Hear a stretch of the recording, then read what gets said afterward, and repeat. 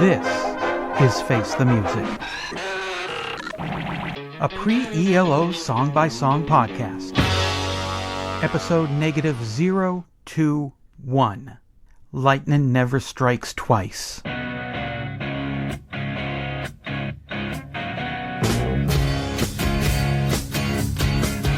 Let the wind blow you out of my memory. Let the rain wash you out of my eyes. Too many bad times of loving you. Now I gotta realize that I can throw you right out of my mind and put you right back in your place. 'Cause lightning never strikes twice in the same place.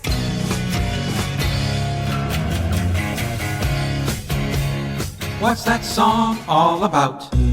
Lightnin Never Strikes Twice was the B-side of Brontosaurus, released on March 6, 1970. The song was written by Move bassist Rick Price and former Roywood boss Mike Sheridan of Mike Sheridan and the Night Riders. Price and Sheridan recorded their own version and released it as the B-side for Sometimes I Wonder on September the 11th, 1970. On April 27, 2013, Peter Goff at the Bite It Deep blog wrote, The Moves version is the tougher version with a crunching guitar, heavy bass, and incendiary drums courtesy of Bev Bevan. The lead vocals are handled by Carl Wayne, although it was released just after Wayne had departed to be replaced by Jeff Lynne. The Move version also contains some tasty electric sitar, which takes over for the 45-second outro.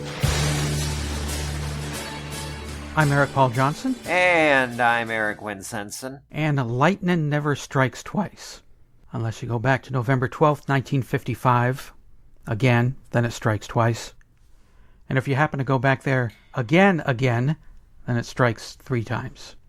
But other than that, lightning never strikes twice. True. But only in Hillville, California, yes. Only in Hill Valley, yeah.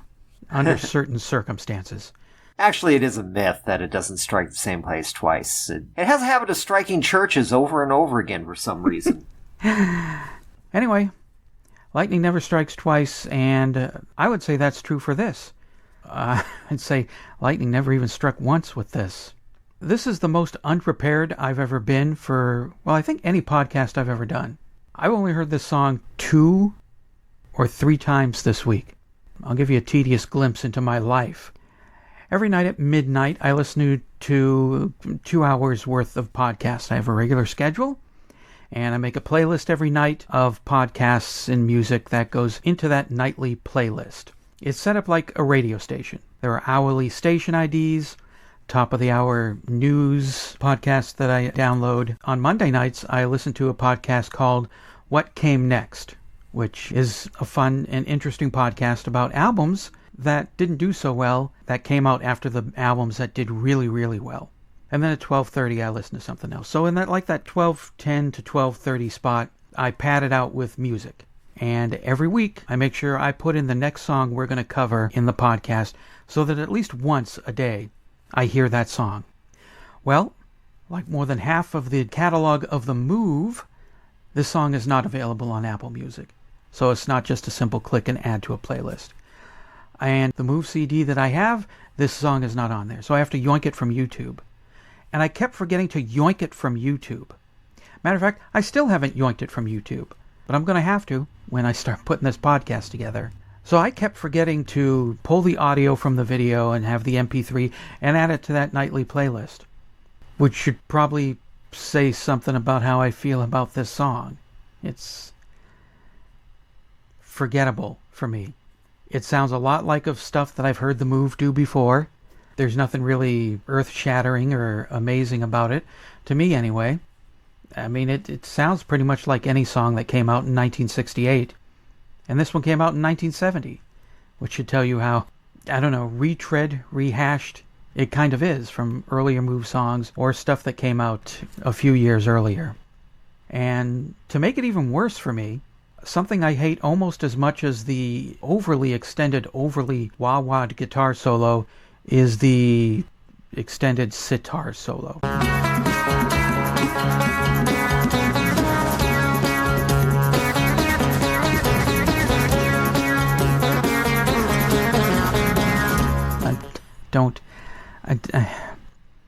There are very few songs with a sitar in it that, oh, I like that. That's nice. This is not one of them. It's a B-side. It does what a B-side does. It fills up space on the other side of the hit. So, this song is a pass for me. Well, if it weren't for certain factors, I would say this is better than the A-side. Those factors, though, are, number one, it's a cover. It's not an original. Yeah, again, yep. Again. Number two, the original is better. And number three, this is an outtake. Yeah, it is. It's a leftover. Yeah. It's a good leftover, but it's a leftover. You got the front side with Jeff Lynne producing, even though he's not singing on it, but he's playing guitar and he's producing and everything else. You got this, and we've got a Carl Wayne song that didn't make it on Shazam or something. Mm. And it's a cover of a Mike Sheridan song. A Mike Sheridan original song. Not a cover of a Mike Sheridan cover, but a Mike Sheridan original. In a way, it's sort of like a remake in the same way that Here We Go Round the Lemon Tree was a Move remake. I mean, Rick Price wrote it, the Move bassist, with Mike Sheridan, and it came out a few months after this. Here We Go Round the Lemon Tree was an Idle Race song. Roy Wood heard it. I'd like to do my own version just for fun. And then the record company heard it and said, oh, we're releasing this as a single. And Roy was like, no, I didn't want it. Oh, there it goes. Okay. Well, I just screwed my friend out of the first big hit. Because now everybody's going to think that the Idle Race Lemon Tree is a remake of the Move version. Okay, so this came out this, then the thing is that the original, I mean not the original, but the Sheridan version is also a B-side. But I quite liked it. I thought in some ways it was better than Brontosaurus, simply because it was a lot more like just a regular single song. Let's put it that way. And it wasn't as silly. Well, yeah. But, yeah, there are some factors on it where it feels like it's still a leftover song. Where Brontosaurus sounds like, this is new, this is where we're headed, we're going in a new direction, we've got a new member, we're fully integrating him, and then we're throwing this on here. Yeah. It was the old guy who we had to beg to stick around. Yes. Because he was mad, because he couldn't sing on things. Yes. Carl Wayne is here again, and I'm just going to stop saying, well, I guess this is the last time we hear from Carl Wayne, because every time I do that, here's another song with Carl Wayne singing lead at the Move. Now, the guitar on this I like. The sitar solo I like. I don't know if they actually pulled in an actual sitar or just set the guitar on sitar, because that's something that they do too, is use the effects and put it on sitar. But, yeah, this is one of those times it works. I agree with you, though, on most sitar stuff it's such a cliche of the late 1960s. Yeah. Spinal Tap jumped on that one rather quickly. We listened to the Flower Children.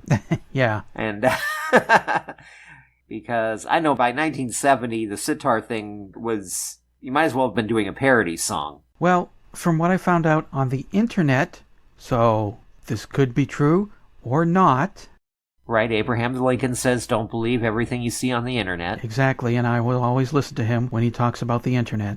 This was the last song that Carl Wayne recorded just before he left the Move and Jeff came in. So okay. If that's true, then it's either a Shazam outtake or they finished recording Shazam, which I'm going to guess is the more likely story, and then they recorded this song, because all but one song on Shazam was about 45 minutes long, and this one's your normal length song. So I'm going to guess this wasn't for Shazam. Maybe it was for a B-side if they were going to release singles from Shazam. Or maybe they were starting work on the next album before Carl left. Or maybe Rick Astley wanted to join the band and Carl Wayne said, sure, he can take my place. And then that is when Yoda stopped in before he went to go see George Lucas, and then Legos started shooting out of everybody's ears. Because really, anything I say about why this song was made or when it was made is just pulling it completely out of my nose, because there's only a few people alive who know exactly what happened, and I don't have Roy Wood's phone number. This is why you shouldn't listen to sitar solos. You get high. Yes. Not that I hate Brontosaurus. I like both sides of the single. So this would be one of those where Yeah, you get both sides of it. And it's good. If I see it, I'll definitely buy it, and then I'll be able to tell you whether or not it's actually in stereo. I know later Move stuff was, because Chinatown. Yeah, no, I can hear them playing with the stereo separation on the songs after this. We'll be back in a moment after these incredibly perfect segues. I can just eat this stuff up. Back to the podcast. I will say that I did like the Move version just a little bit better than the Price and Sheridan version. Let the wind blow you out of my memory. Let the rain wash you out of my eyes. Too many bad times of loving you. So I gotta realize that I can't throw you right out of my mind and put you right back in your place. 'Cause lightning never strikes twice in the same place. I said the Move one sounds like 1968. I think the Price Sheridan one sounds like 64 or 65. About 65. Yeah, and here it is being released in 1970. It sounds more like a slightly more polished garage band, and we've kind of been over my thoughts about garage band. I did like the electric guitar solo. I like that weird effect that they put on that.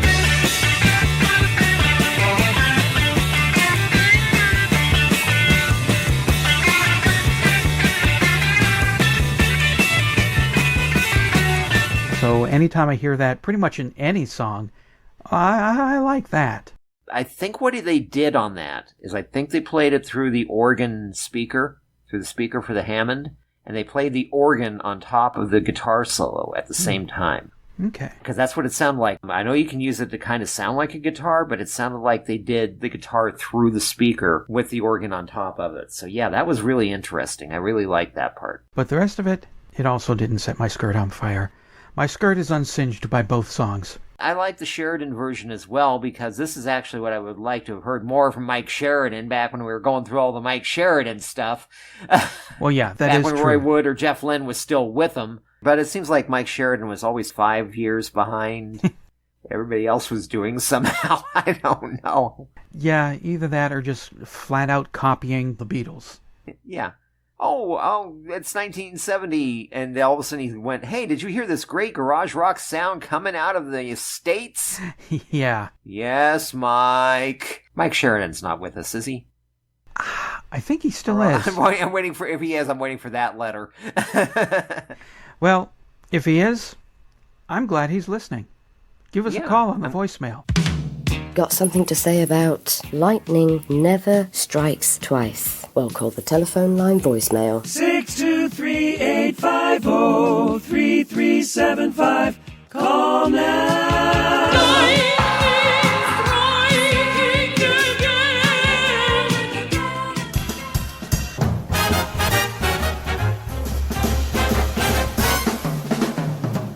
Well, hello, this is Dr. Troy with a little experiment.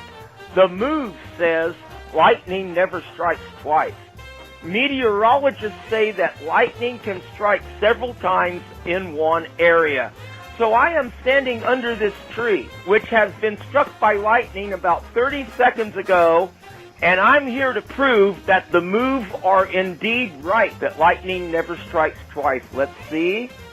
Nothing happening so far. Nothing.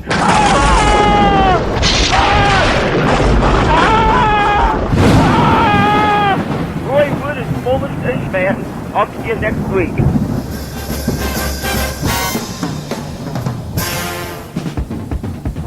Face the Music, a pre-ELO song-by-song podcast, is a production of Radio Trolla Entertainment Assorted Deli Meats Amalgamated. You can contact us by voicemail at 623-850-3375 or email us at eloftmpodcast@gmail.com and we'll read and reply to it on the show. Keep up to date by joining our Facebook group and spread the word by sharing the link or giving us a quick rating on iTunes. Subscribe to our YouTube page, the Electric Light Orchestra Podcast channel, to hear other goodies. You can financially support the podcast at patreon.com/ELOpod or PayPal using the podcast's email address, or send a check or money order to P.O. Box 1932, Superior, Arizona 85173.